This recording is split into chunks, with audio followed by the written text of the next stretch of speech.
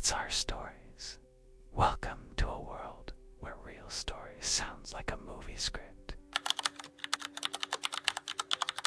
It was a Tuesday afternoon that began like any other, with sunlight drifting lazily through the blinds of my office and the faint hum of fluorescent lights providing the only soundtrack to my work. I, Steve, was buried deep in spreadsheets, numbers, and formulas swimming before my eyes, my coffee cooling beside me, barely noticed.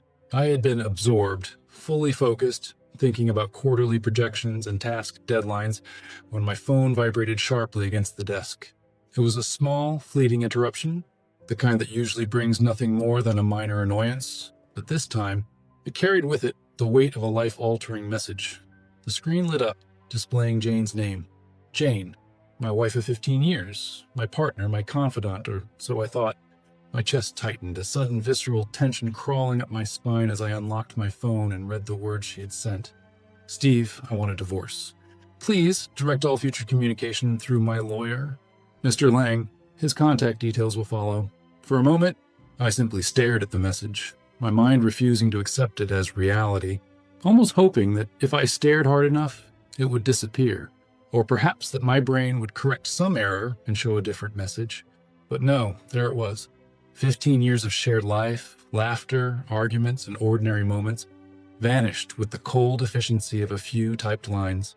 I felt my stomach twist in a way I had never experienced before, an unfamiliar mix of shock, betrayal, disbelief, and a growing pulse of anger simmering beneath a layer of cold clarity. The day before had been so normal, so ordinary. Dinner at our usual Italian place, small talk about work, teasing each other over weekend plans, debating whether to go for pizza or Thai takeout. Nothing in that night suggested that this seismic shift was coming. Yet, just like that, Jane had become a stranger, a figure who had suddenly decided to rewrite the rules of our entire shared existence with the stroke of a text. For a full 5 minutes, I sat there motionless, my mind racing, my heart pounding, staring at the phone as though it were a mirror reflecting some incomprehensible truth. Then slowly, a strange clarity began to assert itself. Jane had drawn her line, lawyers only. That was her decision, her command. And if I were to survive the next months with any dignity and control, I had to respect it. My fingers moved almost automatically as I typed a single word. Understood. No pleading, no tears, no begging, no torrent of emotions unleashed on the digital page. Just clarity, precision, and acceptance. Immediately, my mind pivoted into logistics, into practicality. Divorce was no longer a distant idea. It was reality.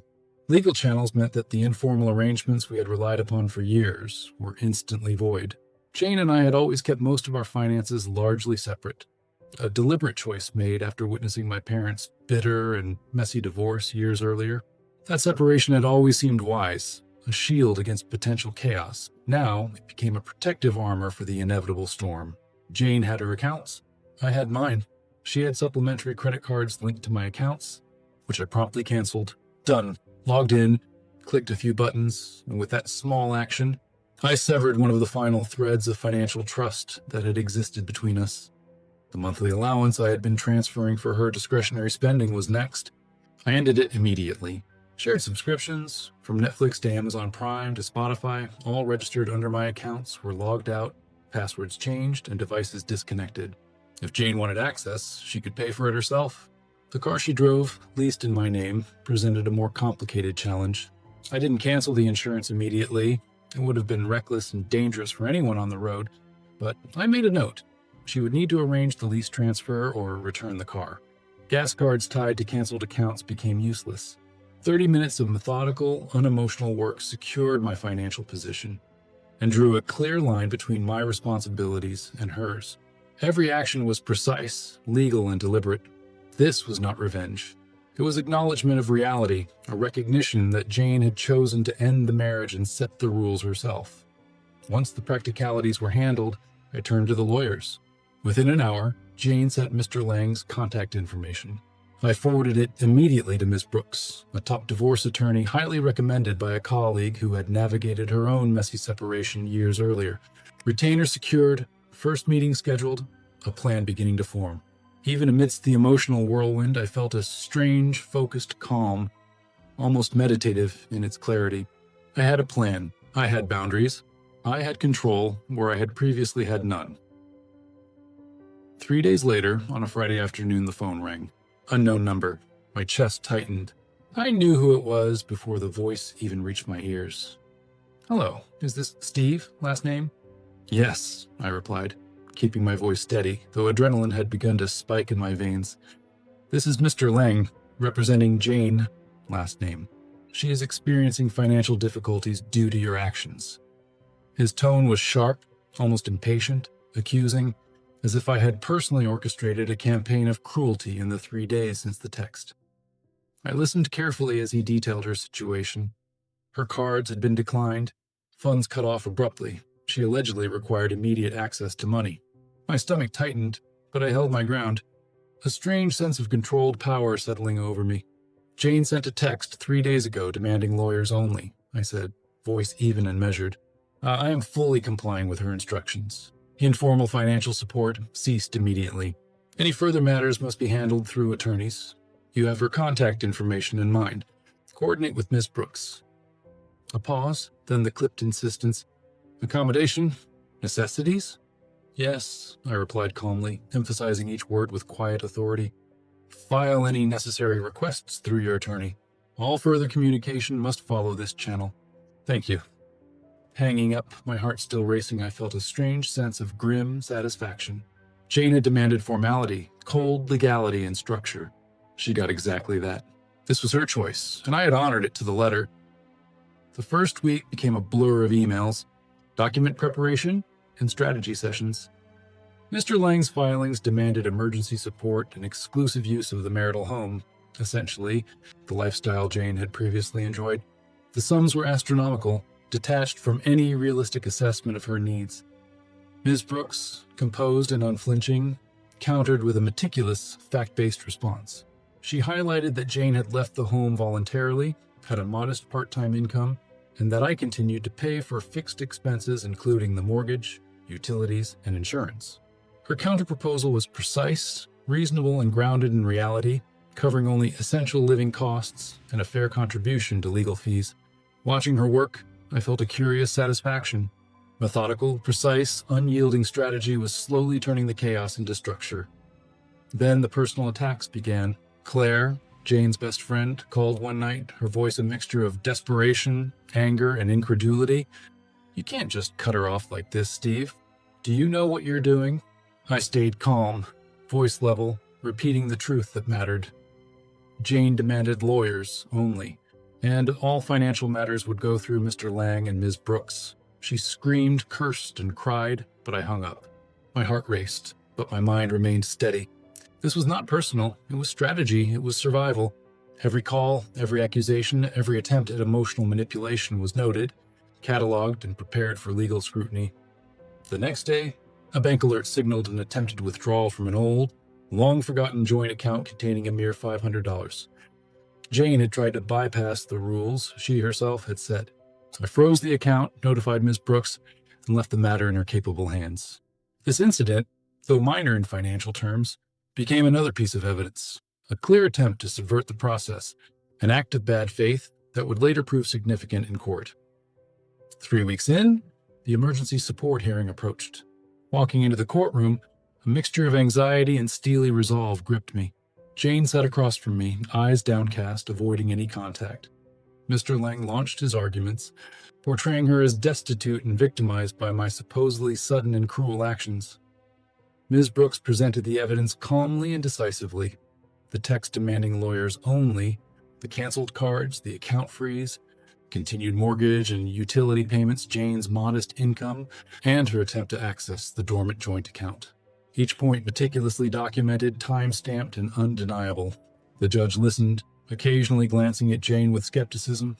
"Why was there no discussion before sending this text?" he asked. Jane mumbled a vague excuse about feeling intimidated.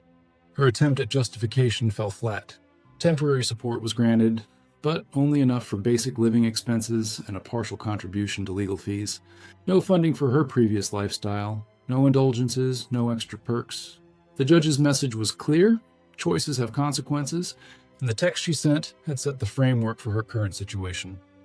Even outside the courtroom, manipulations continued. HR received an anonymous complaint alleging misuse of company resources, erratic behavior, and instability. Ms. Brooks documented everything. The complaint was dismissed swiftly, but the attempted disruption revealed Jane's persistence in attempting to manipulate reality. Her mother, tearful and accusatory, called repeatedly. I stayed calm, factual, and consistent. All matters must go through lawyers, no exceptions. No negotiations outside the legal framework. The car, the house, the allowances, all became elements of a larger, methodical strategy. Jane sent direct texts, pleading, attempting manipulation. Screenshots went to Ms. Brooks, no reply. Her attempts to circumvent the process became further evidence of her bad faith, each action catalogued meticulously, ready to be used strategically in court. Months passed. The pattern was unmistakable. Jane demanded rules, then attempted to bypass them when reality conflicted with her expectations. Each legal move was met with calm precision. Each emotional provocation met with documentation and strategic planning. My life had transformed into a disciplined, deliberate sequence of action and response. And within that structure, I found an unexpected sense of peace, a calm rooted in clarity, legal authority, and measured response. By the end of those initial months, I had realized a profound truth. Clarity and strategic action, grounded in legality and patience, were far more powerful than reactionary emotion, anger, or impulsive retaliation. Jane had demanded formality, cold legal procedure, and precision. She had tried to subvert the system through emotion and manipulation. I had met her actions with consistency, calm, and strategic force. In that, I discovered a measure of peace that had been absent for years. The weeks following the initial shock of Jane's text were a blur of meticulous planning, carefully calculated responses, and sleepless nights filled with mental simulations of every possible scenario. Each morning, I woke with a sense of grim determination, knowing that the day ahead would be filled not with normal domestic life, but with emails, calls, and legal maneuvers that would define the trajectory of the next several months. The ordinary routines of my life had been replaced with a relentless rhythm: analyze, document, respond, anticipate, repeat. And yet, amid the chaos, there was a strange clarity, a structure that I had never experienced when our marriage was normal. One of the first significant moments came when Jane's lawyer, Mr. Lang, filed an official request for emergency spousal support. The amount he requested was astronomical, far beyond what Jane had ever needed or earned on her own. It was the kind of figure that could have destabilized any reasonable financial planning, demanding luxuries and lifestyle standards that were entirely detached from reality. Watching the filing arrive in my inbox, I felt a momentary spike of anger, quickly suppressed by a deep breath. This was exactly what I had anticipated, an attempt to pressure me into compliance through shock and intimidation. Ms. Brooks, my attorney, handled the response with remarkable precision. Every point of fact was meticulously documented, every bank statement, payment record, and account history examined and cataloged. She demonstrated that Jane had left the house voluntarily, had a modest part-time income from freelance design work, and that I had continued to cover all major fixed expenses, such as the mortgage, utilities, and insurance. She highlighted Jane's attempt to access the dormant joint account, a clear indication of her willingness to bypass the very rules she had demanded. Every piece of evidence built a solid, unassailable case that our financial actions had been both reasonable and legally justified. Amid these legal maneuvers, the emotional attacks began in earnest. Claire, Jane's best friend, started calling late in the evenings, her voice a mixture of desperation and anger, sometimes almost shrill with disbelief. "Steve, how can you do this to her? She's completely helpless now. You've left her with nothing." I listened, taking note of her arguments without rising to them. My responses were always calm, measured, and precise. Jane demanded all communication through lawyers, I would repeat. All financial matters must go through Mr. Lang and Ms. Brooks. I'm fully complying with her instructions. Any further discussions outside of that channel are inappropriate. Her reaction ranged from incredulous silence to frenzied accusations, but I did not allow myself to be drawn into the drama. I hung up, heart still racing slightly, but mind firmly grounded. These calls, these emotional outbursts, were predictable. They were attempts to destabilize me, to provoke an impulsive reaction that could be later twisted into evidence of irrational behavior. Instead, I documented everything: dates, times, content, tone, and sent it all to Ms. Brooks for the record. Around the same time, the bank flagged a sudden activity on the old dormant joint account. Jane had apparently found the debit card, attempting to drain the account entirely. It contained only about $500, but the significance was immense. It was a deliberate violation of the legal framework she herself had demanded. I froze the account, notified Miss Brooks, and let the legal process handle the consequences. Her attempt to circumvent the rules she had set was now officially on record, and every interaction thereafter would be informed by this pattern of behavior. By the time the emergency support hearing arrived, I had developed a routine of emotional and mental preparation that kept me centered. Walking into the courtroom, I noticed Jane sitting across from me, her posture tense, eyes avoiding mine entirely. Mr. Lang launched into his arguments, painting her as destitute, a victim of sudden and cruel actions on my part. I could feel the tension radiating from the other side of the room, but I remained calm, almost detached. I had no need to respond directly. My advocate, Ms. Brooks, presented the evidence with precision, the text demanding lawyers only, the immediate cancellation of supplemental cards, the documentation of continued fixed payments, Jane's own attempt to access the dormant account, and the verification of her modest income. The case was airtight. The judge listened, occasionally casting skeptical glances at Jane. "Why was there no prior discussion before sending this text?" he asked, a question that cut to the core of her narrative. Jane mumbled something unintelligible, clearly uncomfortable and unprepared. The temporary support was granted, but only in an amount consistent with actual need, basic living costs and partial contribution to legal fees, nothing more. The message was clear: choices have consequences, and her decision to end the marriage abruptly via text directly influenced her current situation. Even outside the courtroom, the attempts at manipulation persisted. HR received an anonymous complaint alleging erratic behavior and misuse of company resources, suggesting that I was unstable and unfit to manage my work responsibilities. It was a thin, almost laughable attempt at disruption, but Ms. Brooks meticulously documented it, noting the timing and context. The complaint was swiftly dismissed, and my boss confirmed that there was no merit to the allegations. Still, the attempt itself revealed the lengths Jane and her allies were willing to go to pressure or unsettle me. Jane's mother entered the fray next, calling repeatedly with tearful accusations, trying to guilt me into additional support beyond what the court might mandate. Each call was carefully documented, but I never responded directly.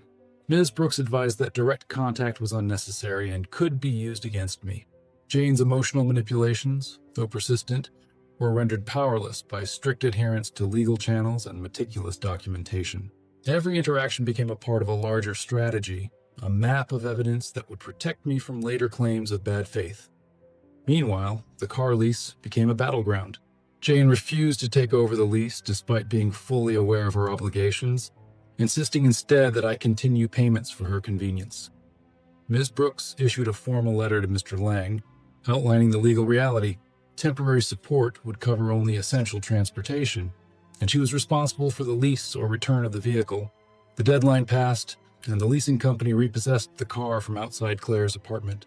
Frantic calls from Jane, Claire, and even her mother were ignored, forwarded directly to Ms. Brooks, who handled them without escalating the situation unnecessarily. Legally, Jane was cornered by her own inaction. The house, which Jane had voluntarily vacated, became another point of negotiation. An order for exclusive use was filed, valuing the property and setting the stage for sale and buyout processes. Jane attempted to claim additional rights to equity, asserting economic disadvantage, but the court demanded full financial disclosure.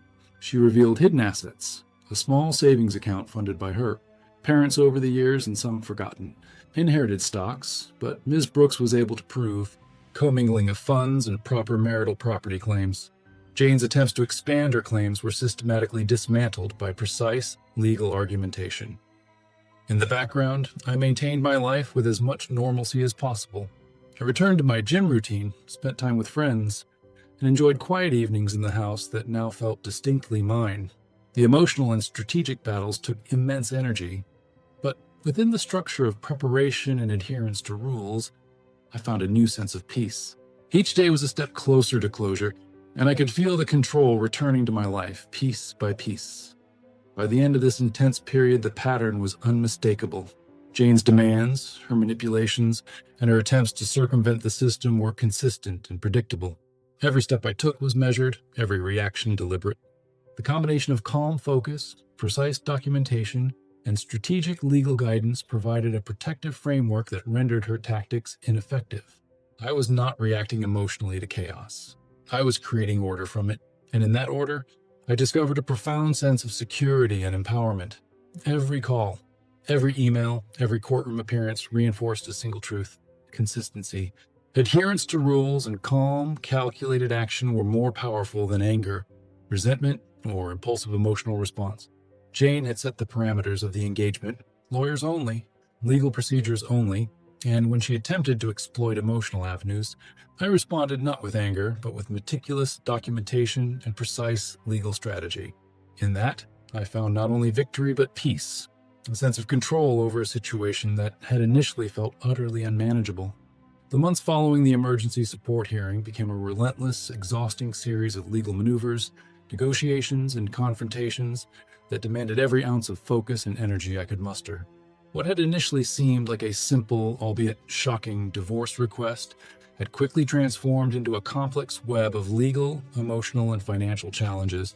Each day brought a new round of letters, emails, and demands from Mr. Lang, Jane's attorney, each more aggressive than the last, designed to intimidate, provoke, or coerce me into concessions. But I had long since learned that reactionary behavior was the enemy. Each move had to be deliberate, measured, and thoroughly documented. The first significant confrontation came when Jane, unable to qualify to take over the car lease, refused to return the vehicle. The lease was legally in my name, the insurance under my responsibility, and yet she insisted that I continue payments or she would be left without transportation. Ms. Brooks immediately sent Mr. Lang a firm letter outlining the legal reality: temporary support, which had already been calculated based on actual needs, covered basic transportation. Jane was responsible for taking over the lease or returning the vehicle to the leasing company. The deadline passed. I coordinated with the leasing company and repossessed the car directly from outside Claire's apartment, a decisive action that left Jane furious but legally cornered. Every frantic call from her or her allies was documented and forwarded to Ms. Brooks, ensuring a paper trail that further reinforced her own responsibility for the consequences of inaction. The house was another battleground. Jane had voluntarily vacated the marital home, but she attempted to claim additional rights to equity, citing economic disadvantage and asserting that the temporary support did not reflect her needs or lifestyle. I had anticipated this, and through Ms. Brooks, requested full financial disclosure. Jane revealed hidden assets, a small savings account funded by her parents over many years, as well as some forgotten inherited stocks. While these assets were modest, they were enough to complicate the financial negotiations. Ms. Brooks meticulously demonstrated commingling of these funds with marital assets, ensuring that they were treated appropriately within the divorce settlement. Each piece of financial evidence was cataloged and presented with precision, highlighting Jane's attempts to expand her claims beyond what was reasonable or legally justified. Despite the ongoing legal battles, I continued to maintain my personal life with as much normalcy as possible. I returned to my routine at the gym, spent time with friends who had been steady throughout this ordeal, and began to reclaim the quiet, predictable space of my home. Each day, I felt a little more control returning, a little more calm settling over the chaos that had dominated my life since that fateful Tuesday afternoon. One of the more subtle yet insidious challenges during this period came in the form of indirect attacks, anonymous complaints at work, emotional appeals from Jane's family, and veiled threats through mutual acquaintances. HR received a vague complaint alleging erratic behavior, misuse of company resources, and personal instability. I calmly provided documentation and context, and the complaint was quickly dismissed. Jane's mother repeatedly called, tearfully accusing me of cruelty and demanding additional financial support, but I did not engage directly. Ms. Brooks advised against any direct conversation, and every contact was logged and documented for potential use in court. These attempts at manipulation were futile against the steadfast structure I had established. As the divorce proceedings progressed, Jane became increasingly desperate to regain control. Her tactics escalated from emotional manipulation to legal maneuvers designed to pressure me into concessions. Mr. Lang attempted to file claims for spousal support far beyond what the court had deemed reasonable, arguing that Jane's lifestyle prior to the separation necessitated a higher payout. Each filing was met with Ms. Brooks's precise and factual counterarguments, emphasizing Jane's voluntary departure, her modest income, and her attempts to circumvent the system by accessing dormant accounts and leveraging emotional appeals. Every legal document became a strategic tool, reinforcing the narrative of her own responsibility and the legitimacy of my adherence to legal and ethical boundaries. The final settlement required meticulous negotiation. Jane's demands were high, unrealistic, and often emotional rather than factual. Ms. Brooks guided me through each stage, ensuring that every concession was grounded in law and necessity rather than reactionary impulse. The car lease issue was resolved definitively, with the vehicle repossessed and responsibility clearly shifted to Jane. The house was valued, and a buyout plan was established. While Jane initially resisted, the court's requirement for full financial disclosure revealed her hidden assets, including small savings and inherited stocks. These were addressed appropriately, ensuring a fair but legally consistent division. The final spousal support arrangement was carefully structured. Jane was awarded temporary rehabilitative alimony for a period of 2 years, enough to assist her in transitioning to self-sufficiency, but not enough to fund her previous lifestyle. Legal fees were to be handled independently, avoiding any undue burden on either party. The equity of the marital home was divided nearly 50-50, with a slight adjustment in my favor due to the previously undisclosed assets. Every aspect of the settlement was designed to be fair, legally sound, and resistant to further manipulation. In the months leading up to the finalization of the divorce, Jane's behavior became increasingly erratic. Her attempts at direct contact, which violated her own initial lawyers-only rule, were met with immediate documentation and forwarding to Ms. Brooks. She sent texts demanding the car, pleading for extra support, and attempting to manipulate me emotionally. I responded only through legal channels, in accordance with the boundaries she had set herself. Each violation was documented, reinforcing the pattern of bad faith that had been established over the course of the separation. By the time the final hearing arrived, I had achieved a remarkable degree of clarity and control. Walking into the courtroom, I felt a mix of relief and exhaustion. The months of strategic planning, careful documentation, and disciplined adherence to legal and emotional boundaries had culminated in a settlement that was fair, enforceable, and resistant to further manipulation. Jane's attorney, Mr. Lang, attempted last-minute challenges, but the evidence was overwhelming. Ms. Brooks presented each point with precision. The original text, demanding lawyers only, the cancellation of supplementary cards and allowances, the attempt to access dormant accounts, continued mortgage and utility payments, and the disclosure of hidden assets. The judge, visibly frustrated with the continual attempts to manipulate the process, approved the settlement as structured. Once the final decree was signed, a profound sense of closure washed over me. The legal battles were behind me, the strategic maneuvers no longer necessary, and the boundaries I had established had held firm against every attempt at disruption. Jane's life had shifted dramatically, and she was left to manage the consequences of her choices within the legal framework she herself had demanded. She moved into a small apartment, adjusted her lifestyle, and became responsible for her own transportation, financial planning, and daily necessities. While she remained unhappy and occasionally frustrated, the entitlement and expectations that had defined the early months of the separation were no longer enforceable. In the aftermath, I found a sense of peace that had eluded me for years. The quiet house, once filled with tension and unspoken resentment, became a space for reflection, exercise, and focused personal growth. Friends who had remained supportive became more present, the gym became a sanctuary for both physical and mental resilience, and my professional life continued without disruption. The months of strategic, disciplined action had not only protected my financial and legal interests, but also reinforced my sense of self-efficacy, resilience, and emotional stability. Looking back, the lessons were clear. Clarity, consistency, and adherence to legal boundaries are far more powerful than reactionary emotion. By responding with discipline rather than anger, by documenting every interaction, and by adhering strictly to the rules established by Jane herself, I was able to navigate an incredibly complex and emotionally charged situation with integrity and fairness. The experience was challenging, costly, and emotionally exhausting, but it ultimately reinforced a fundamental truth. Calm, deliberate action in the face of chaos yields not only protection but empowerment. Even now, Months later, the echoes of that Tuesday text remain. The memory of shock, hurt, and disbelief lingers faintly, but it has been replaced by a steady, grounded understanding of what I'm capable of when faced with adversity. Jane moved on with her life, adjusted to her new circumstances, and learned, perhaps slowly, that the world does not owe anyone a lifestyle or an outcome, no matter how deeply one may feel entitled to it.